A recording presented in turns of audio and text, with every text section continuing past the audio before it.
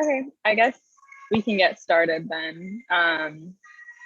We'll all kind of introduce ourselves. So thank you all for coming to the meet and greet for the Yellow Cluster. Yellow clusters basically are combination of the psych, cognitive science, philosophy, and science and technology studies majors at UC Davis. And so some of us today are peer advisors with the department. I'm an alumni. I just graduated in spring. I'm a cognitive science major. So yeah, I'll let everyone else introduce themselves too. So I'm Christina. I'm another peer advisor. I'm in the same boat as Aditi. I just graduated here in the spring from UC Davis. So I actually majored in psychology and communication. I did the BA for psychology. So yeah, if you happen to like email any of those like emails that you'll see, I'm not sure if you've gotten them yet. Well, you probably have because you've been getting emails from us, but anytime you email us, that's usually one of us responding. So it's nice sometimes to like put a face to the name. So yeah.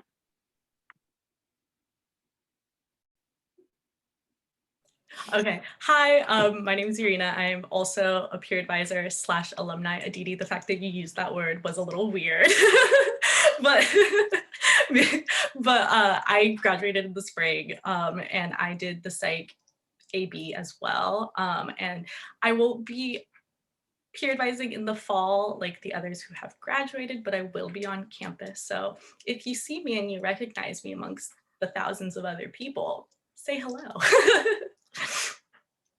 And then Daisy. Oh, never mind. I mean, I guess I could introduce Daisy. Daisy is also a peer advisor. They graduated in the spring as well. Both Daisy and I actually transferred to Davis at different times. So well, you're all first year, so we have a slightly different experience compared to y'all, but equally important amount of information to give you guys. So let's get started.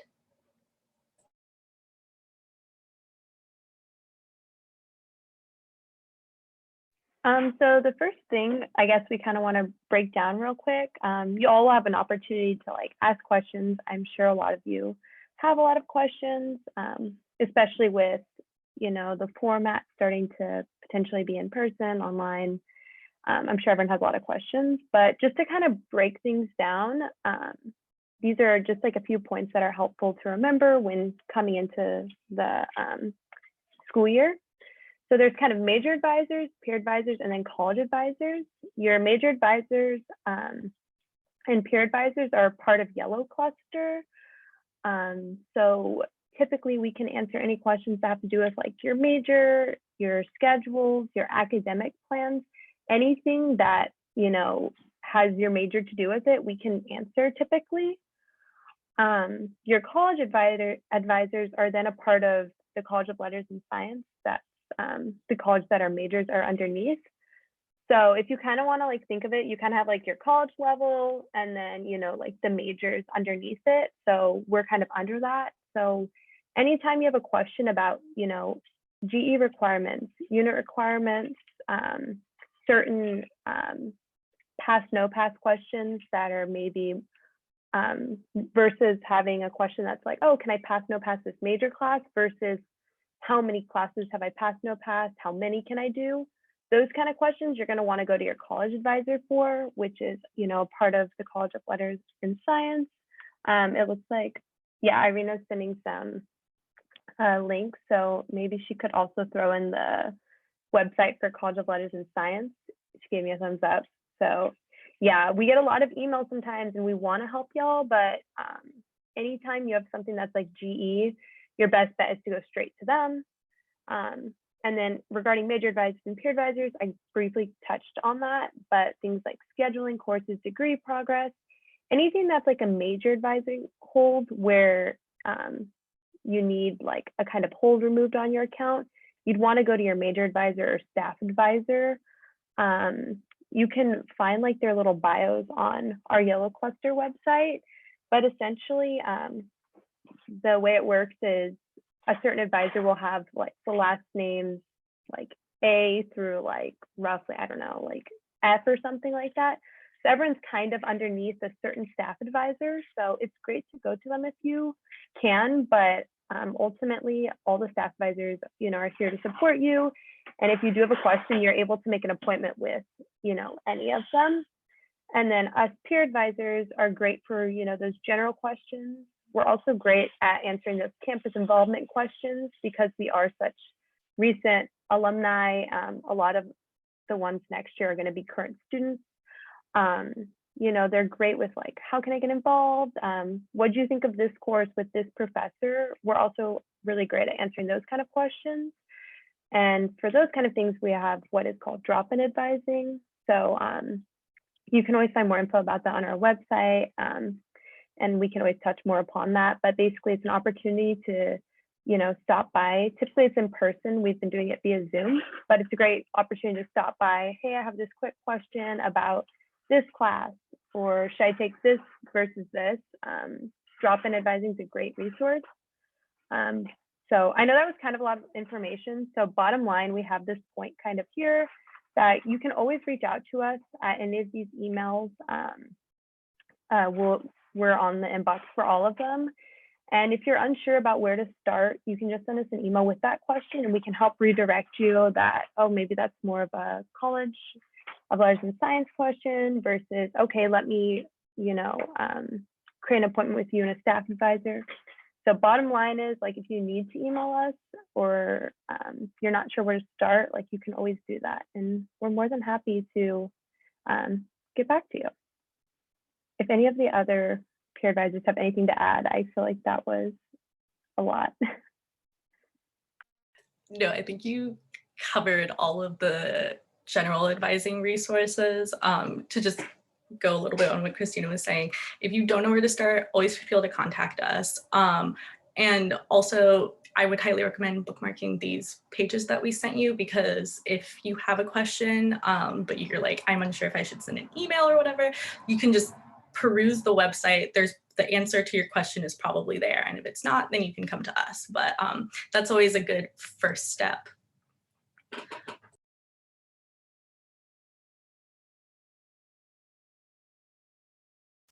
Okay, so now we kind of just wanted to go over like a few goals for first year students. I know it can be a little intimidating, maybe coming to college for the first time, especially I know you probably all are a little like excited / nervous at the same time for joining college as we transition back to in-person from like Zoom and everything online. So these are just some of our goals as it's your first quarter, first year, things like that. So one is to start taking like lower division courses for your major. This is always like the first step towards progressing in whatever requirements, as well as starting to take some GE courses. Like Christina mentioned, those are requirements from the College of Letters and Science, but it can be helpful to start with that firsthand. Because they'll usually be lower division courses and an easier workload transition from high school to college level courses, especially given we're in the quarter system here. So classes can get pretty like fast paced pretty quickly. So that's just something to keep in mind. I think the second goal is always to explore your interests. Obviously, you're all here at our major advising, and that's great. And like we encourage you to explore your own interests in our majors, as well as anything else you're interested in at UC Davis in general. Or your first year is always a good chance to like explore different departments or just different courses in the same major that you might be interested in that you probably won't have as much of a chance to explore later on when you're taking like upper division courses. And then the third one is just to kind of find a balance. I know it can be, there's a lot of interesting courses out there. It can be easy to want to take a lot of things all at once, but we really, really want you all to not overload yourself with courses, just to make the transition smoother. It's your first time taking college level courses here. For most of you, maybe some of you have taken community college courses before, or for many of you, this will be like your first time. So it's just, we want to help you find a balance in the courses that you're taking, make sure that the transition, like academically, is going to be a good one. And then last, just kind of have fun. College is a amazing, like once in a lifetime experience, and the fact that you're all here is like a great opportunity. So obviously we want you all to have the best experience you can. But yeah, that's just kind of our overarching goals.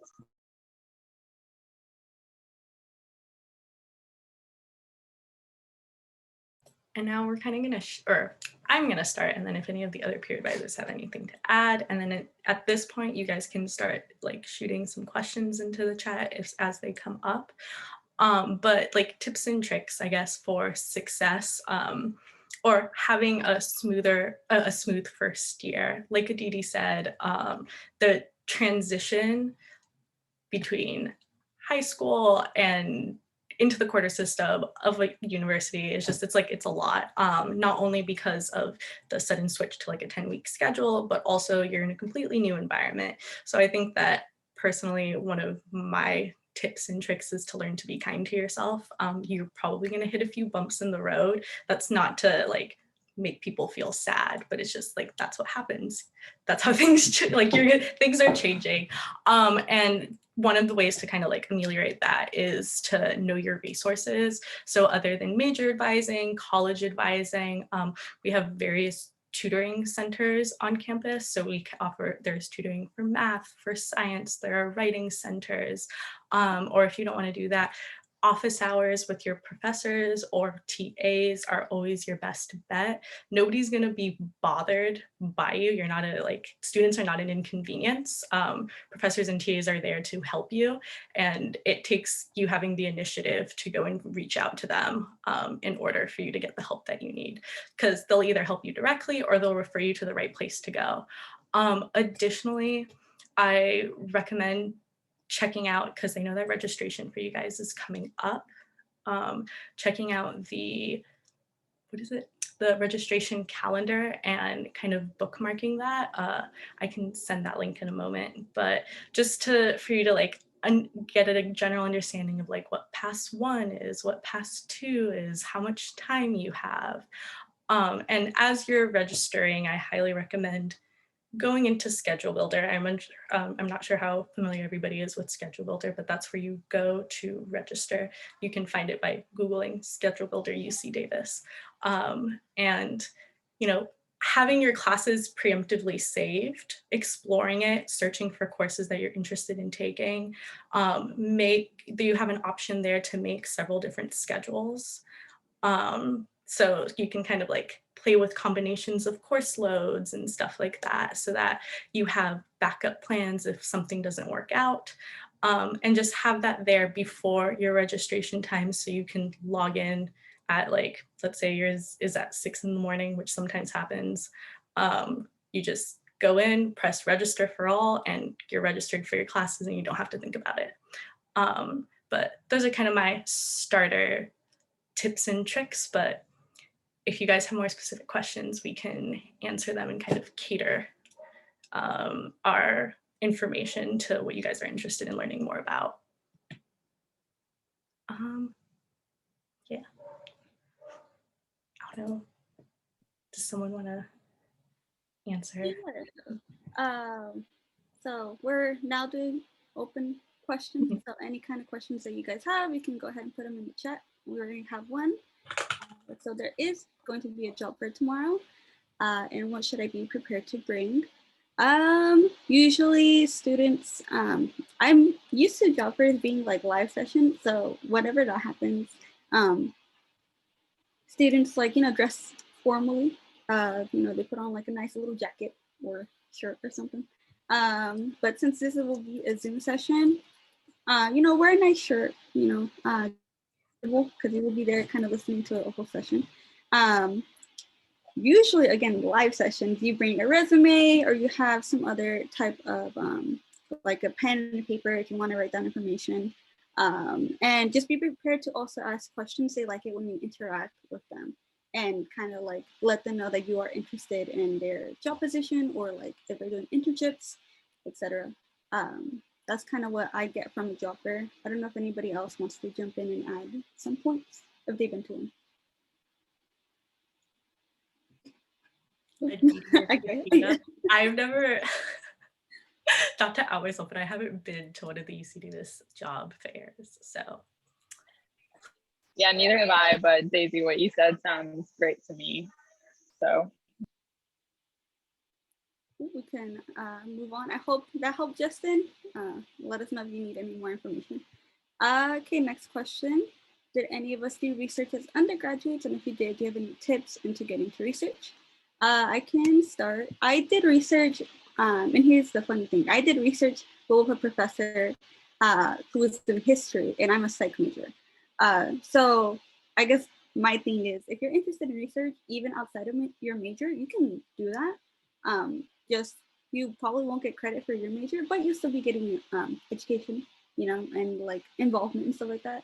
So I would recommend spread and learn about the different type of research there are, because you know you can either ask a professor like straight up and just tell them, hey, I like your class. I don't know if you are doing any research material, research projects, research labs that I can join, and if there's a way I can join, you can always do that.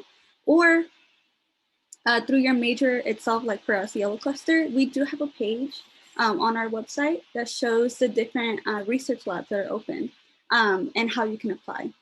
And I think, Irina, if you can post a link to that, cool. Yeah, and we have different psych labs, cognitive science labs, other labs that relate to psychology, or if you're interested in a lab that's not a part of the psych department, you can always tell us. We'll review the department and we can probably give you some credit for that as well. Yeah, I don't know if anybody else wants to talk about their research experience. yeah, I was so I'm a cognitive science major, but I was doing psych research when I was at Davis. I got involved my first year. So I think it's definitely a great experience. There are so many like opportunities to get involved. There's a lot of different centers on campus. There's just the psych department in general. But there's also like the Center for Mind and Brain, which is off campus a little bit in Davis, the Center for Neuroscience, the Mind Institute in Sacramento. So there's a lot of really good places to get involved, especially for psych research. And I'd say it's pretty easy to find that information. The link that Irina sent has like more information about research, about how to like email professors or how to use like our centralized application for applying. But I say there's like no shortage of professors that are looking to have undergraduates get involved. So I think as long as you're clear about your interest in their specific like field that they're doing research in, you're proactive about that, it's pretty easy to get involved. I would also say that if you're interested in research and internship positions, you do need to have like, it's like applying to a job. So you need to have like your resume, and you need to have your cover letter. So I also recommend, if you're not really sure to start with that, is to go to the ICC, which is the Internship and Career Center, which is just like a great place. Like you don't have to physically go, but you can email them. At the moment they're doing drop-in sessions. So if you already have a resume and you wanted to like send it to them, and they can do like a document review. So you can kind of go over these things and learn just like the 101s of what it takes to like to essentially present yourself to a potential employer or somebody that you want to work with. So that's also something to take into consideration.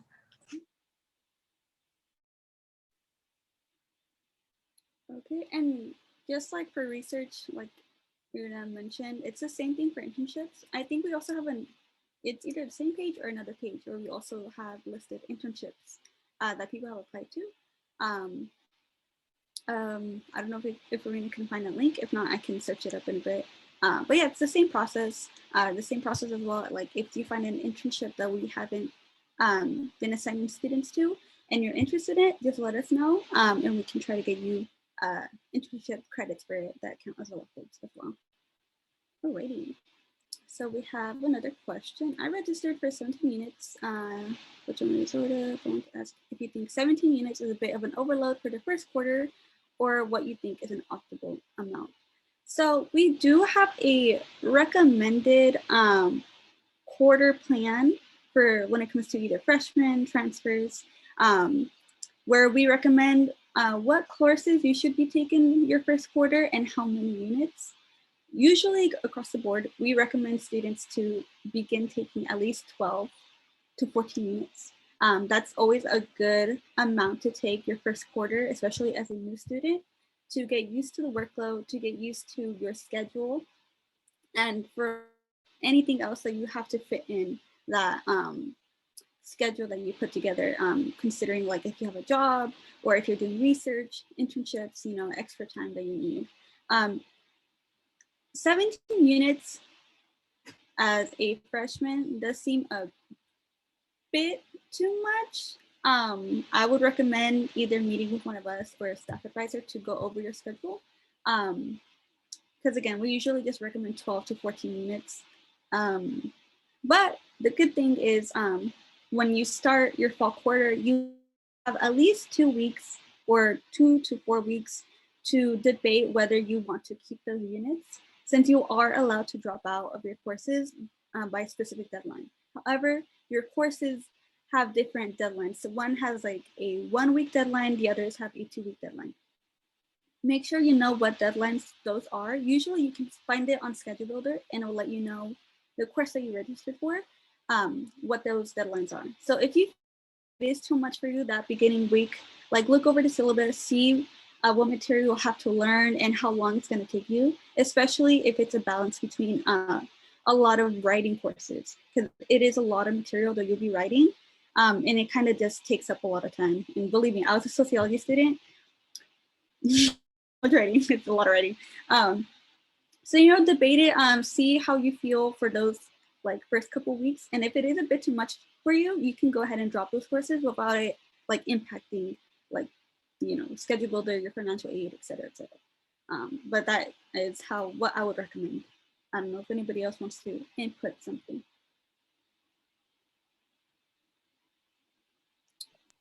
No, I think that covered it all, but sorry, Dee Dee, what were you gonna say? No, I was similar thing. I feel like I have taken 17 units some quarters, but it was definitely later as I'd gotten comfortable with the quarter system. Just because like 10 weeks for like, if you aren't like sure how classes generally work, like each quarter is 10 weeks long and most courses have like 1 to 3 midterms or like assignments throughout the quarter as well as a final exam. So if you're just kind of thinking about the timeline, that just kind of means like every few weeks you have like an exam or like assignments and stuff. So that's just something to keep in mind when you're thinking about the workload, which is why we generally don't recommend 17 units for your first quarter at UC Davis, because it can be kind of a lot to get used to.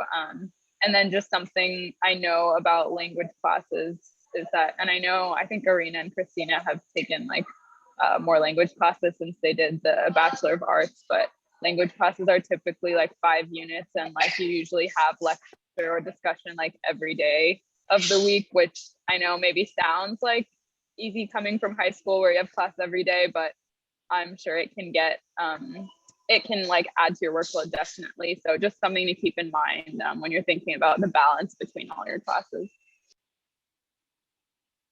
I'm gonna say don't underestimate not the difficulty, but the amount of work that does go into specifically language classes or even lower division classes in general, because they are just like they're more general, they're broader strokes, or they're teaching you like just very basic pertinent information. They're skills that like you just got to learn, and that can be applied to language classes, that can be applied to like science courses, math courses. You have to do the work. So what is the exact number of hours that you're supposed per unit? Is it 4? Yeah, so if you're taking what's 17 times 4? I don't know, but that is the number of hours that you're spending outside of class committed to your classes, doing coursework in total. So if you're taking a 5-unit class, that's 20 hours of work at a minimum outside, theoretically. So if that's just something to take into consideration, like in terms of like just brute numbers, if that's something that's like easier to conceptualize, especially as you're familiarizing with not only a transition to the quarter schedule, but a transition to university. And this kind of bleeds into balance in terms of subject matter, or like, so course content. So like, you don't want to take too many math and science courses at once, and you don't want to take too many writing heavy courses at once. But another thing to consider in terms of balance is also your scheduling. So like what your schedule physically looks like. If stacking courses is I personally avoid it at all costs. For a lot of students who take psychology, there's often the tendency for a lot of classes to be on Tuesday, Thursdays. So you're on campus from like 9 until the evening, back to back. That's also something you kind of want to avoid. It's better to kind of like spread things out. So that's like another form of balance to kind of keep in mind. I don't know if any other peer advisors have suggestions in regard to that, but my 2 cents. Yeah, just to piggyback on that, what Irene is saying about the, because there are a lot of the psych classes do tend to be, 2 days of the week, typically Tuesdays, Thursdays. And I know I've had times where like I literally wouldn't have classes like Wednesday or Friday, but my other days would be packed, which like in retrospect seemed like a good idea. But I always found that on days where I didn't have any classes, I was always the least productive. It's hard to get going, whereas if you're more spread out evenly, you'll find, okay, I have like this break in between this class to maybe like do some work on campus. So I definitely think it can get nice, as you progress and you figure out study techniques to, have a day where you don't, necessarily have classes, but especially freshman year, I think it is better to like stagger, just in terms of being more productive. And this is specific to, or not specific, but if you are going to be taking science-y courses, I say this like I took a lot of science-y courses, Aditi can like come in and correct me, whatever, but don't forget that they have labs. So those are long periods of time that you need to like take into consideration. I don't know how long an average lab is, but that can be like your whole afternoon. So as you're scheduling courses, it's not just about lecture time, but it's also about labs, or for humanities courses, sometimes you'll have discussions, which are, but those aren't as frequent. But Aditi, you probably have more. Yeah, I feel like probably most relevant to like the cognitive science majors who are doing the neuroscience emphasis, which is what I did. People that are doing the psych major with the bio emphasis, just because there are more like science lower division courses built into the major requirements. But yeah, like bio, Gen Chem, OChem, they all have labs. I think they're 2 to 3 hours, if I remember. It's been a while since I took them, but pretty sure they're 2 to 3 hours, like once a week. So, and there's like assignments separate for those compared to like lecture. So just something to keep in mind. Usually the units will reflect that. You'll see that like Gen Chem, bio are like 5-unit courses because they come with like discussions and labs on top of lectures. But that's just something to keep in mind, that you'll be spending significant periods of time in those extra things for those more science-based like lower div courses. But yeah. The next question is about first-year seminars, looking for 1-unit classes, if we have any recommendations. I haven't personally taken a first-year seminar, but my recommendation would be to take something that interests you. That is a perfect opportunity for you to be like, oh, this title sounds interesting. Like, I'll register for it, I'll see it, because the stakes are pretty low. They're pass no pass courses, which to get a pass is the workload equivalent, or like the work equivalent of like it's a C-. So like, that's not to say that like you can skirt and not do anything, but that's to say that like this is the opportunity for you to kind of figure out what your interests may be. So that's my kind of like general recommendation, is to see something that's interesting, or something that like is different from what you're familiar with, and potentially taking a chance with that. I don't know if others have suggestions in regards to first year recommendations or first year seminars. Not too much to add. I totally agree with Irina. Take something that you're interested in, that you're like, you might not get a chance to take later on. I did a first year seminar. I took one on women in science. So we were looking at biases in like science and medicine for women specifically. That was just something I was interested in. But I know there's some really cool like other ones. I've seen one about like mental health and in cinema and movies, stuff like that. There's just some really interesting topics that like faculty have taken the time to like build these like shorter courses. So I would say don't specifically look for something related to your major. Just if there's something that interests you, go for it, because this is kind of the chance that you'll have.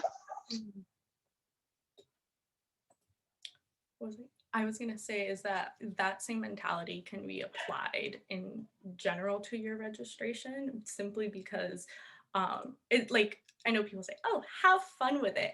Really, as like, especially for your first quarter, the stakes are quite low in terms of like trying to get as many, fulfill as many requirements as possible, et cetera, et cetera. Like this is really an opportunity to explore and kind of like engage with different things.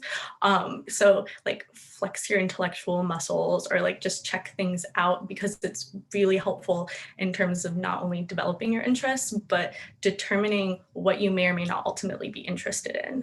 Because by the time you get to, like end of your sophomore year, even kind of a little bit before that, like you're committed to a path in terms of like finishing your undergraduate career and stuff. So like this is your opportunity to sort that out. I don't know if others further thoughts. Just to quickly add, it's also just nice to take breaks in between like heavy classes. So you know, if you want to take I took like ballet class, I took a swimming course, you know, just little fun things to do in between the classes. So yeah, I'd also just recommend explore, you know, do some, you know, general other like courses that you're just interested in. It's a good way to break that monotony of like heavy STEM, or you're starting those writing courses and stuff like that. Okay. Oh, go ahead. Oh no, do you want to go get the? I was going to read the question.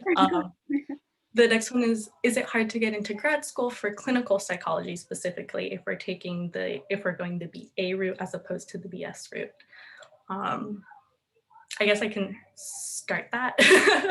So oftentimes what we usually, to kind of get into the differences between the psych AB and the psych BS is the BS, specifically the bio route, you'll often find students who are interested in going to like health related fields or potentially research in something more health related. And so that's, but in some ways that does prepare you more for graduate school, specifically to clinical psychology. Given that, the AB is also a perfectly fine route that would still take you to that end goal, because there is a lot of flexibility in specific to taking the psych AB that would give you the opportunity to prepare for graduate school. If you're already thinking that far ahead, a lot of graduate schools have specific requirements and stuff like that. So you would be looking more at those, like catering what courses you take to fulfilling those requirements, not just what your major requirements or your university requirements would be in order to graduate. So that's something to take into consideration. So to answer your question quickly is like, it's not that hard. Or I don't want to say it's not that hard. It's not that big of a difference. That's not going to make or break it. I amend it's not that hard because clinical psychology is a very competitive field. So I don't want to say it's not that hard because it is, because it's very competitive. I don't mean to like scare, but like I realize that's like not the most encouraging thing to say. I'm so sorry. But anyone want to save me from that? Just to add, it just really depends on the program that you're interested in. So I would recommend doing some research already on what clinical psych program you like and the requirements that they have. For more information on like graduate wise, I'd recommend visiting the pre-grad advising department. They're very helpful in figuring out what colleges fit the type of goal you have in mind. I know I visited them a couple of times already to talk about pre-grad. The ICC is also another good place to talk about like graduate school. I talked to counselors there actually, and they helped me figure out what pathways that I can do, because you can do like other programs rather than the one that you're stuck with, because you're, especially psychology as a major, it's very broad and you can really apply it to a lot of different things. So yeah, just as long as you plan for it and have an idea of what you want to do, you can do a BA or BS for it. It's like, yeah, it'll work out. The next one is Handshake, a useful website to find jobs and internships. Yeah, I think like, I don't know if it's new or not. I just know that UC Davis has been promoting it a lot. And they do have a lot of different jobs and internships, either for Davis itself or like surrounding areas. I think it depends on what, like where you search and where you want to apply to. Especially for UC Davis jobs. Right now, there's, if you go to like Handshake, there's a lot of opening jobs for a lot of different departments in Davis, like in the dining halls. There's the UCR needs people. Because I've been looking at them.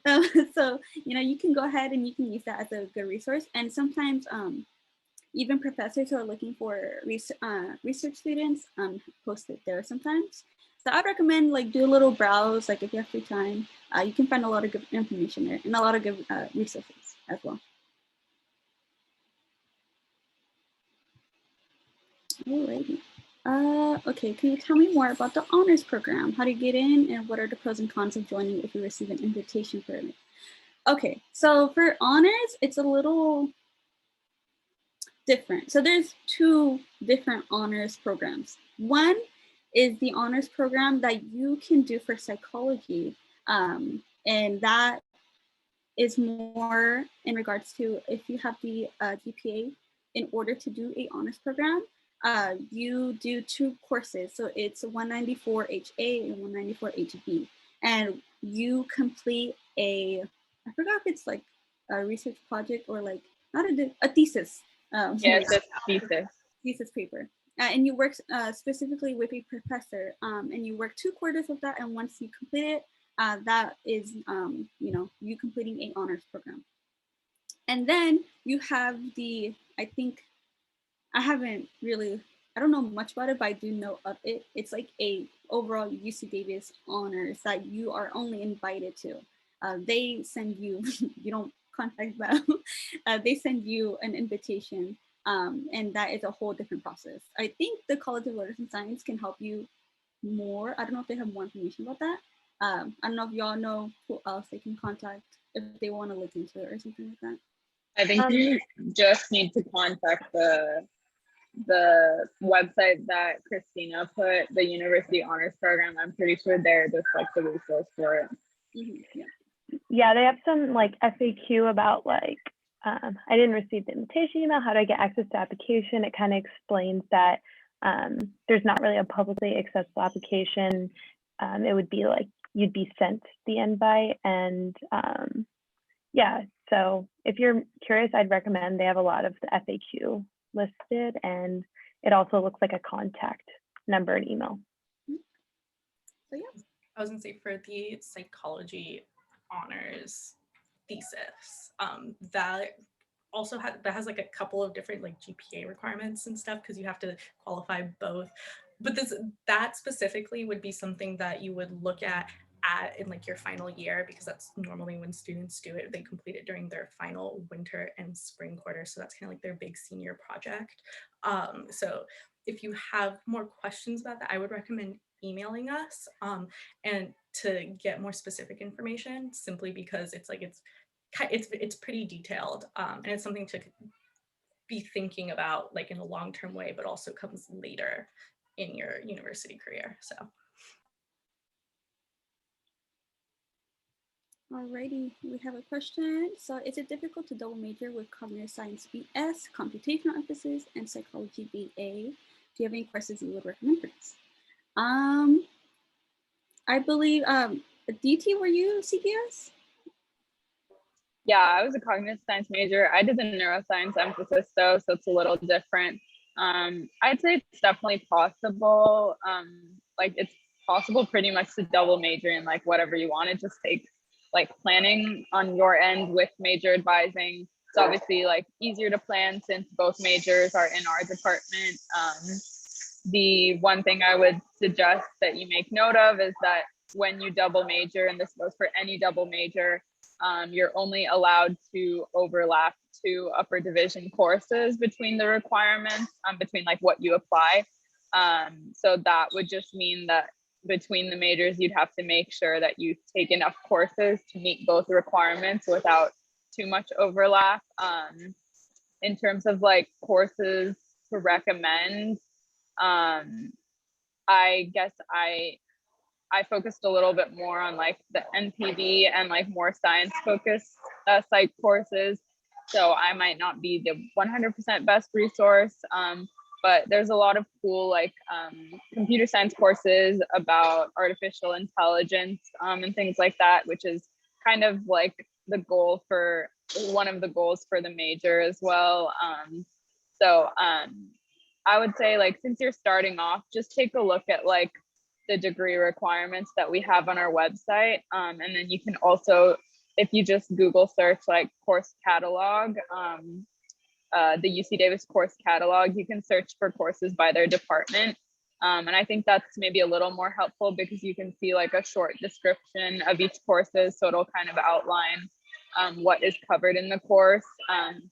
It's kind of hard to recommend stuff without knowing your specific interest, but there is definitely a course for everyone. There's definitely doing both majors would cover kind of a broad field of like computer science, a few NPD courses, the psychology courses. So I just recommend taking a look at the catalog, seeing what interests you based on the description, and you can kind of tailor your courses towards that. All right. Thank you so much. Okay. So what are specific classes psych majors should be taking for first quarter? So usually we recommend freshmen to begin with their prereq requirements. So if you look at the degree worksheet for psychology, that could be either Psych AB or Psych BS. You do have a list of requirements to take before you start taking upper division. So you can take, sometimes we do start with just Psych 1 and Psych 41, since those are the main prereqs for upper division later. And it's best to get those finished first, just so you'll be able to do upper division later. And then you can focus on the rest of the other prereqs, like Stats 13, you can do Biz, Biology 2, the 2 series, or you could do Biology 10. That's for Psych AB. And then for Psych BS, that's a little different. It involves more science and math courses. From there, at least for me, I would recommend starting off with what you feel more confident in. So if you think you can handle, science courses a bit better than math, go ahead and start doing some prereqs on like chemistry, physics. I don't know if there's any other science classes, but if you like math better, go ahead and take that step. If you take a look at the link that I put where it says first year major guide. Yes. Oh my God, sorry. My Wi-Fi is probably like, I can't tell if I'm talking over someone. But the link that I put for the first year major guide, it's split by major. So they have it split also for like the Psych BS, the Psych AB, the cognitive science majors too. So there's like a sample first quarter schedule, just like an outline to go off of for what courses we recommend you start off with. But it's generally the lower division requirements. And have a good mix of GEs in there as well. So you can have, again, like that nice balance and break between, your STEM courses or any other psych related courses as well. Okay. I registered for General Chem, would strongly recommend to take a math course, but there's no open seats. Do you know if you would be affected by this? I'll be honest, I don't know that much about chemistry. I avoided it proactively as a psychology student.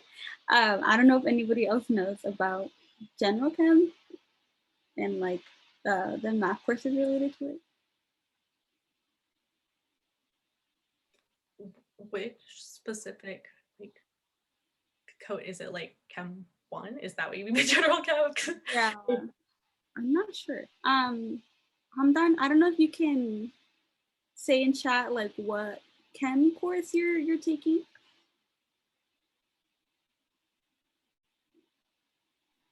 It's probably the Chem 2 is Gen Chem. That's like the one that most Gen 1.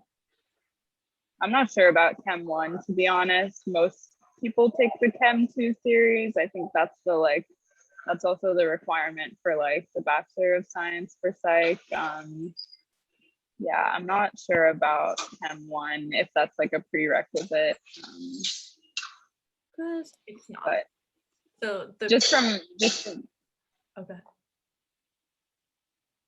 Oh, you can go ahead. Go ahead, Aditi. Oh, sorry. I was just gonna say, like, from my experience in Gen Chem, I don't think you definitely don't need calculus for Gen Chem. I think they recommend that because, or like, as in you don't need to have taken like a full series of like really intense calculus just to take Gen Chem.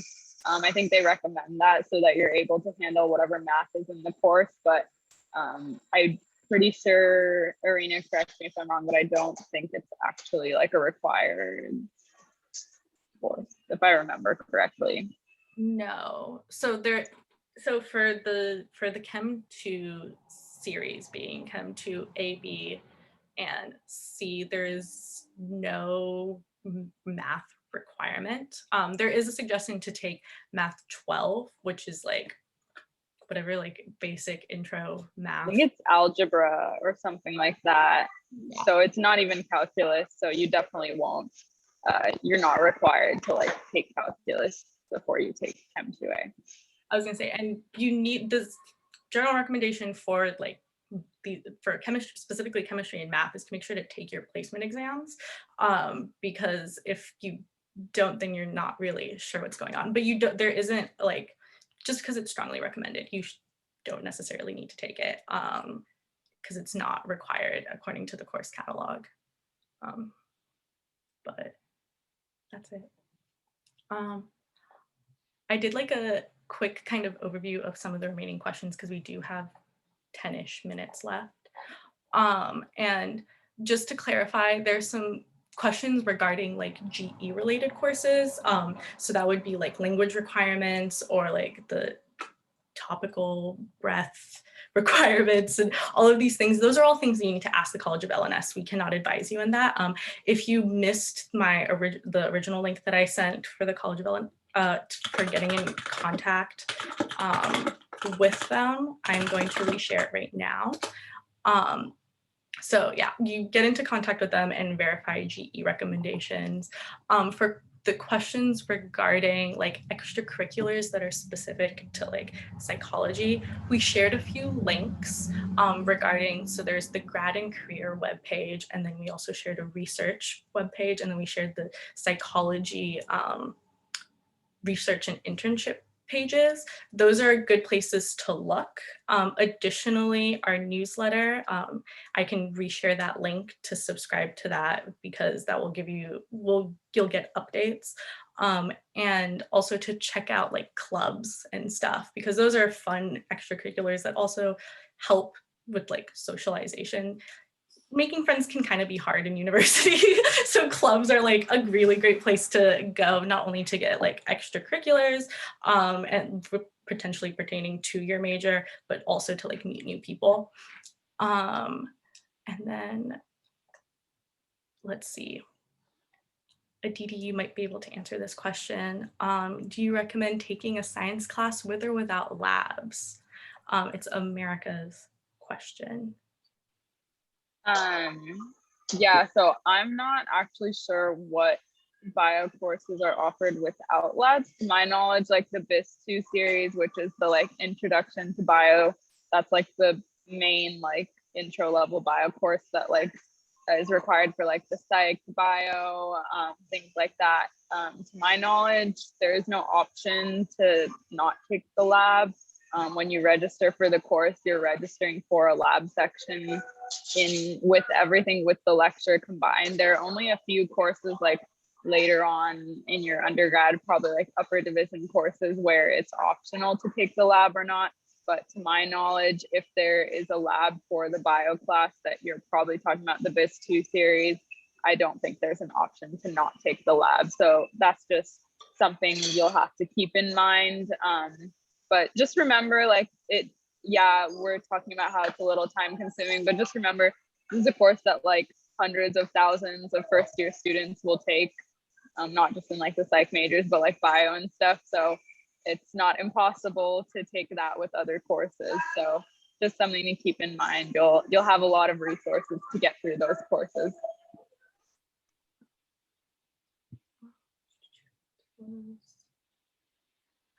There was a question really quickly about overlaps between like double majors.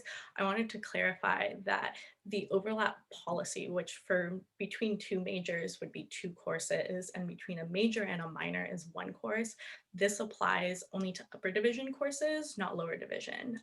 So that's a small detail. So if you need Psych 1 for like 2 majors, that's not gonna like be your overlap, because a lot of majors require Psych 1, or a lot of classes will have that as a prerequisite, but it's about the upper division courses. So that's something that like to keep in the back of your mind, but not necessarily like panic about right now. And then let's see if there are other questions. The last question.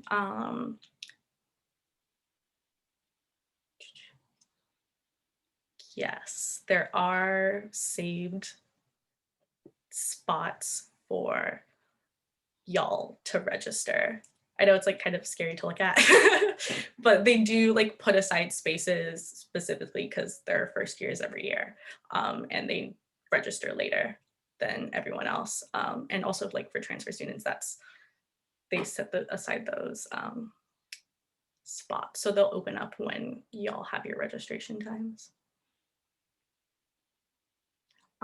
So we have like 5-ish minutes left. If anyone has any last minute questions. We were also considering, well, it depends on what people's interests are, to open some a breakout room to like for y'all to go and potentially like exchange contact information or like greet one another. I don't know how many people would be interested in that, but if there are students who are interested in that, you can like raise your hands or do like the little thumbs up emoji, so we can like gauge if that's worth the time.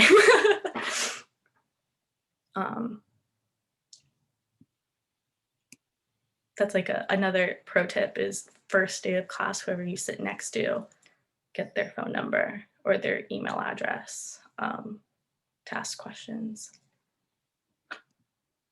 I think there was another question in the chat. I can take this since I was pre-med, or I am pre-med or whatever, but there's not really an average amount of units. It just kind of depends on when you're finishing up the requirements for whatever health profession that you're going into in conjunction with your major requirements. So I would recommend you talk to health professions advising. There are a ton of pre-med students, obviously, at a big university like UC Davis. So they can kind of help you figure out what are the requirements for whatever graduate like program that you're trying to apply for.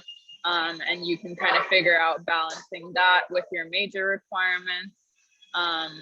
Average units, probably like 13 to 17, but 17 is like obviously like probably the most that I've taken myself, but there are people that take more, there are people that take less. Just kind of depends on what requirements you have to finish and which requirements are outside of the major that you'll have to take that aren't also part of your major requirements. So yeah, just talk to HPA. They're a really great resource for that. And you can always come back to major advising after you have some more information to kind of figure out an academic plan.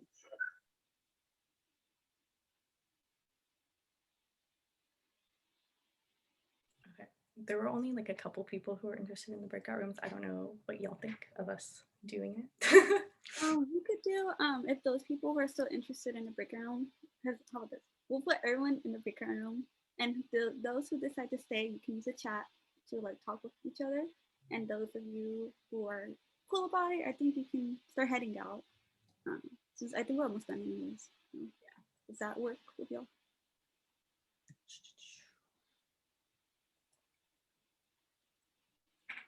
I assign automatically, right? Yeah, you can assign me. Also, I guess kind of as like a closing note, like if people think of other questions, just feel free to email us. And also, like, thank you to everyone for coming. I feel like it's great to like start getting involved like early on. It's a great way to like start meeting people and you know, help smoothen that transition. And you know, us peer advisors are always there for all of our students. Okay, I'm gonna open the singular room. Oh, for the breakout rooms, the peer advisors are not gonna go in there. We're gonna leave y'all to it.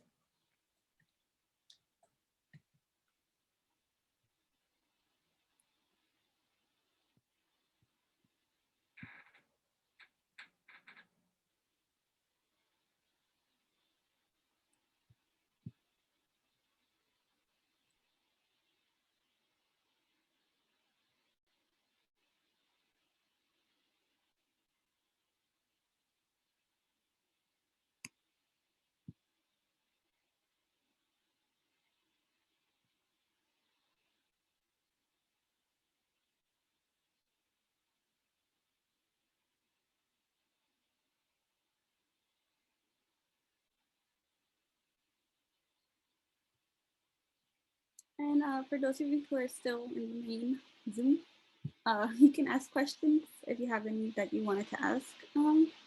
Since I think we'll still be open for a couple minutes. Or you can head out. Thank you again for joining us. I hope you had a good time.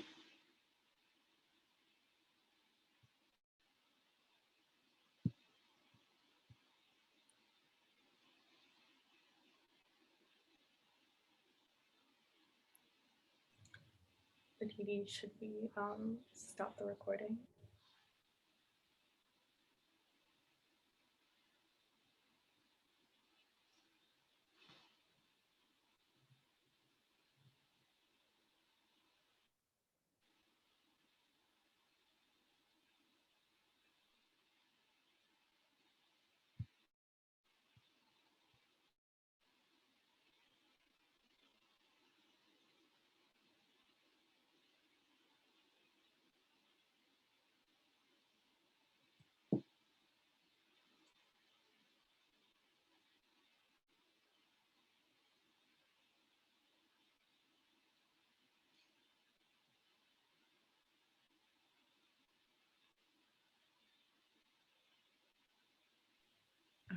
I'm going to stop the recording, and I don't know how long we're going to give those who are in the breakout room. Should we do until like 3:04, 3:05? We can do till